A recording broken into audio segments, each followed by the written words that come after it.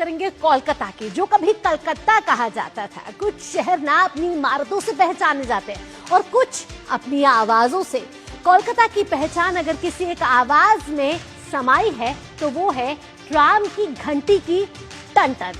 कभी यही ट्राम शहर की रफ्तार थी, कॉलेज जाने वाले छात्रों का साथी, दफ्तर जाने वालों का भरोसा और अनगिनत यादों का हमसफर। समय बदला, सड़कें बदली, सफर के साधन बदले और धीरे धीरे ट्राम की रफ्तार भी थम सी गई। लेकिन कहते हैं कुछ विरासतें कभी पुरानी नहीं होती, बस उनके लौटने का इंतजार होता है। और अब वो इंतजार खत्म होने जा रहा है, क्योंकि अब 153 साल पुरानी कोलकाता ट्राम एक नए स्वरूप, एक नए रूप में वापसी की तैयारी कर रही है। आधुनिक तकनीक, एसी कोच और पर्यावरण के अनुकूल सुविधाओं के साथ ये सिर्फ पटरियों पर ही नहीं लौटेगी, बल्कि कोलकाता की पहचान को भी फिर से नई चमक देने वाली है। ग्राफिक्स के जरिए आपको बताते हैं कि कैसे विरासत के साथ मिलने वाला है कोलकाता को आधुनिक सफर।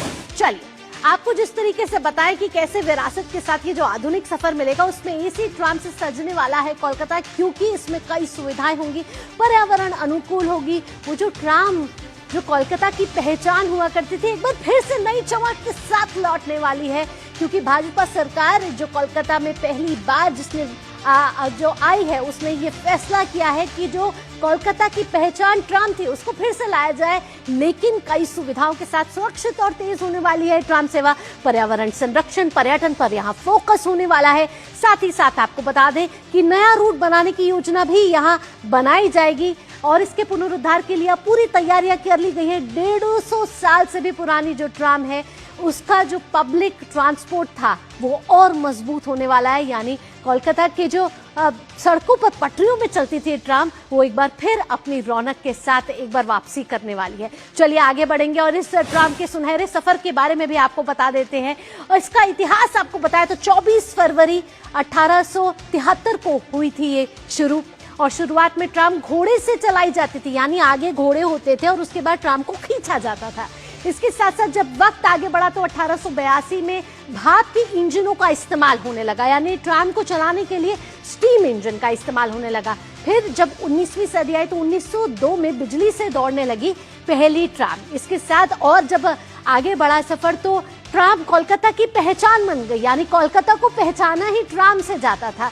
तो ट्राम एक महत्वपूर्ण पहचान थी, कोलकाता की विरासत थी, लेकिन धीरे धीरे उसकी रफ्तार थमती चली गई। आगे बढ़ते हैं।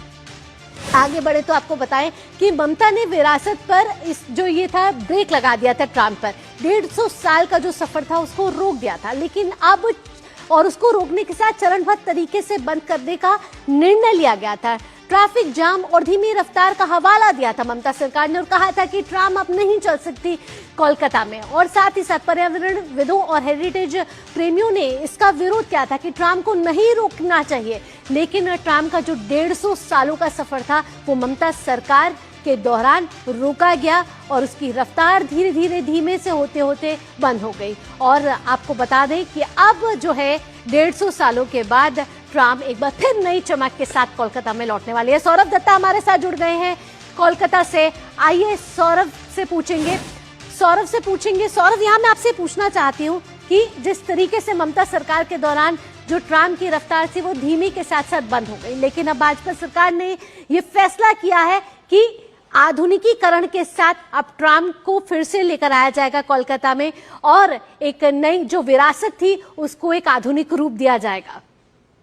भावना, देखिए ट्राम जैसे कि आप कह रहे थे कि कोलकाता की सिर्फ पहचान नहीं है, एक कोलकाता की सिर्फ एक सवारी नहीं है, पहचान भी है। और उसी ट्रम को ट्रम कट की तरह ले आ रहे हैं जो नए जो सरकार है, उनकी जो ट्रांसपोर्ट मिनिस्टर है अर्जुन सिंह।